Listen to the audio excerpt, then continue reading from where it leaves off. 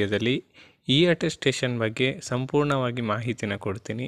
ಯಾರೆಲ್ಲ ಅಟೆಸ್ಟೇಷನ್ ಮಾಡಿಸ್ಬೇಕು ಮತ್ತು ಹೇಗೆ ಮಾಡಿಸ್ಬೇಕು, ಅದಾದಮೇಲೆ ಅದರಿಂದ ಅಪ್ಲೋಡ್ ಮಾಡಿದ್ಮೇಲೆ ಏನಾದರೂ ಅಲ್ಲಿ ನಮಗೆ ಡಾಕ್ಯುಮೆಂಟ್ಸ್ ತೋರಿಸ್ತಾ ಇಲ್ಲ ಅಥವಾ ಅಪ್ಲೋಡ್ ಮಾಡಿರೋದು ಫೇಲ್ ಅಂದರೆ ಏನು ಮಾಡಬೇಕಂತ ಈ ಒಂದು ವಿಡಿಯೋದಲ್ಲಿ ತಿಳಿಸ್ಕೊಡ್ತೀನಿ.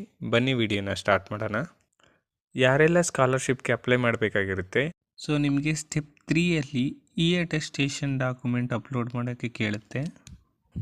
ಆ ಸ್ಟೆಪ್ ಯಾರಿಗೆಲ್ಲ ಅಪ್ಲಿಕೇಬಲ್ ಅಂದರೆ, ಪೇರೆಂಟ್ ಏನಾದರೂ ಗೌರ್ನಮೆಂಟ್ ಎಂಪ್ಲಾಯಿ ಆಗಿದ್ದರೆ ಅವರು ಅಟೆಸ್ಟೇಷನ್ ಡಾಕ್ಯುಮೆಂಟ್ನ ಅಪ್ಲೋಡ್ ಮಾಡಬೇಕಾಗುತ್ತೆ. ಅದೇ ಥರ ನಿಮ್ಮದು ಅಡ್ಮಿಷನ್ ಅಥವಾ ಬೋನೋಫೈಡ್ ಸರ್ಟಿಫಿಕೇಟ್ ಆಗಿರ್ಬೋದು, ಅಥವಾ ನೀವೇನಾದರೂ ಅದರ್ ಸ್ಟೇಟಲ್ಲಿ ಓದ್ಬಿಟ್ಟು ನೆಕ್ಸ್ಟ್ ಎಜುಕೇಷನ್ ಏನಾದರೂ ಕರ್ನಾಟಕದಲ್ಲಿ ಮಾಡ್ತಾಯಿದ್ದೀರಿ ಅಂದರೆ ಆವಾಗ ನೀವು ಮಾಸ್ ಕಾರ್ಡ್ನ ಅಪ್ಲೋಡ್ ಮಾಡಬೇಕಾಗುತ್ತೆ.